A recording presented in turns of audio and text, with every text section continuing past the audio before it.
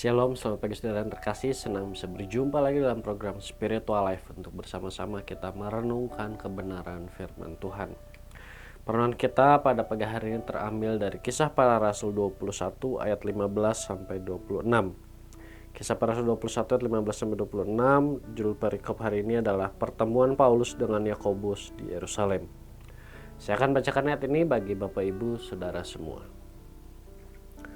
Sesudah beberapa hari lamanya tinggal di Kaisarea, berkemaslah kami lalu berangkat ke Yerusalem. Bersama-sama dengan kami turut juga beberapa murid dari Kaisarea. Mereka membawa kami ke rumah seorang yang bernama Manason. Ia dari Siprus dan sudah lama menjadi murid. Kami akan menumpang di rumahnya.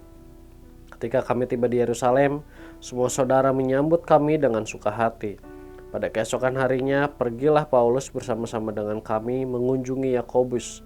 Semua penatua telah hadir di situ. Paulus memberi salam kepada mereka, lalu menceritakan dengan terinci apa yang dilakukan Allah di antara bangsa-bangsa lain oleh pelayanannya. Mendengar itu, mereka memuliakan Allah. Lalu mereka berkata kepada Paulus, "Saudara, lihatlah beribu-ribu orang Yahudi telah menjadi percaya, dan mereka semua rajin memelihara hukum Taurat. Tetapi mereka mendengar tentang engkau, bahwa engkau mengajar semua orang Yahudi yang tinggal di antara bangsa-bangsa lain untuk melepaskan hukum Musa. Sebab engkau mengatakan supaya mereka jangan menyunatkan anak-anaknya dan jangan hidup menurut adat istiadat kita. Jadi bagaimana sekarang? Tentu mereka akan mendengar bahwa engkau telah datang kemari. Sebab itu lakukanlah apa yang kami katakan ini. Di antara kami ada 4 orang yang bernazar. Bawalah mereka bersama-sama dengan engkau. Lakukanlah pentahiran dirimu bersama-sama dengan mereka. Dan tanggunglah biaya mereka. Sehingga mereka dapat mencukurkan rambutnya. Maka semua orang akan tahu bahwa segala kabar yang mereka dengar tentang engkau sama sekali tidak benar. Melainkan bahwa engkau tetap memelihara hukum Taurat. Tapi mengenai bangsa-bangsa lain yang telah menjadi percaya, sudah kami tuliskan keputusan-keputusan kami, yaitu mereka harus menjauhkan diri dari makanan yang dipersembahkan kepada berhala, dari darah, dari daging binatang yang mati dicekik, dan dari percabulan. Pada hari berikutnya, Paulus membawa orang-orang itu serta dengan dia, dan ia mentahirkan diri bersama-sama dengan mereka, lalu masuk ke bait Allah untuk memberitahukan bila mana pentahiran akan selesai dan persembahan akan dipersembahkan untuk mereka masing-masing. Saudara, renungan hari ini kita melihat bagaimana Paulus kembali bertemu dengan Yakobus di Yerusalem. Hal ini terjadi setelah Paulus melakukan perjalanan pelayanan di Kaisarea. Paulus pergi menuju Yerusalem bersama dengan beberapa murid dari Kaisarea. Mereka dibawa menuju rumah Manason untuk menumpang di rumahnya. Manason adalah seorang Siprus dan sudah lama menjadi murid. Melalui renungan hari ini kita akan sama-sama belajar dari tokoh Manason tersebut.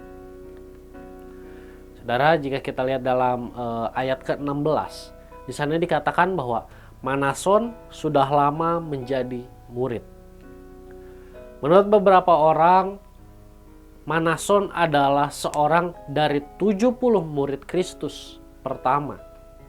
Salah satu orang yang bertobat setelah pencurahan Roh Kudus.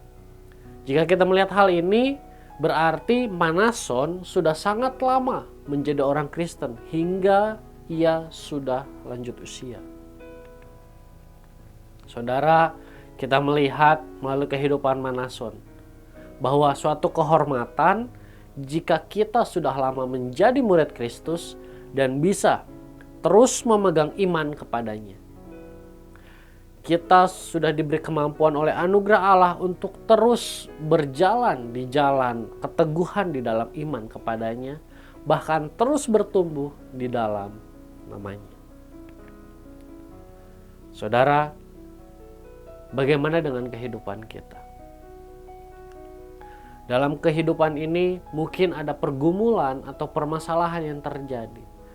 Namun yang menjadi pertanyaan, apakah kita sudah tetap memegang iman kepada Kristus? Saudara, marilah kita mengambil waktu sejenak untuk merenungkan firman yang baru saja kita dengar.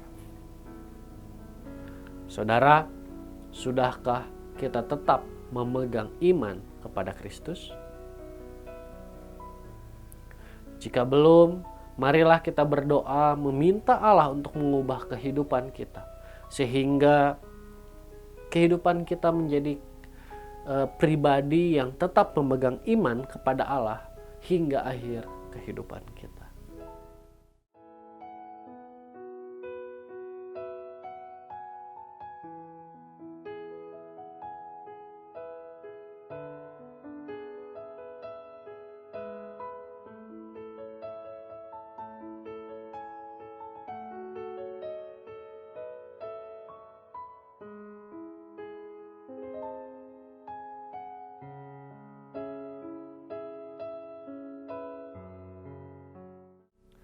Mari kita akan tutup renungan hari ini di dalam doa. Mari kita berdoa.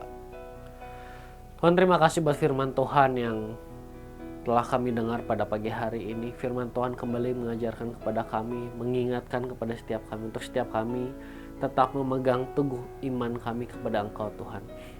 Meskipun ada hal-hal yang terjadi dalam kehidupan kami, mungkin ada masalah yang terjadi, mungkin ada pergumulan yang terjadi Tuhan. Tapi ajarlah kami Tuhan untuk menjadi pribadi yang tetap memegang teguh iman kepada Engkau Tuhan. Ampuni kami Tuhan kalau selama ini mungkin ada di antara kami yang ketika pergumulan terjadi, ketika permasalahan terjadi dalam kehidupan kami meninggalkan Engkau Tuhan.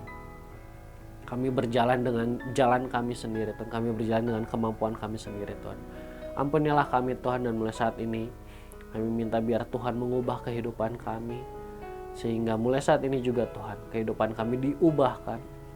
Dan mulai saat ini kehidupan kami menjadi kehidupan yang tetap memegang teguh apapun yang terjadi dalam kehidupan kami.